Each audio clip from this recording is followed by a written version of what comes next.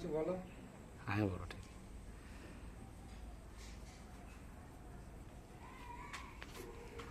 কি বলবো?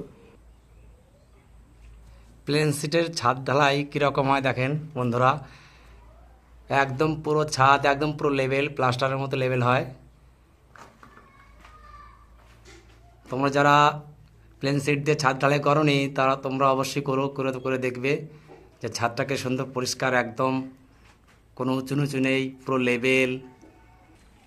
এই দেখো বন্ধুরা, 3টে রুমে প্লেন সিট দিয়ে ছাদ ঢালাই হয়েছে, 3টে একদম পরিষ্কার, কোনো উঁচু নিচু নেই, একদম লেভেল।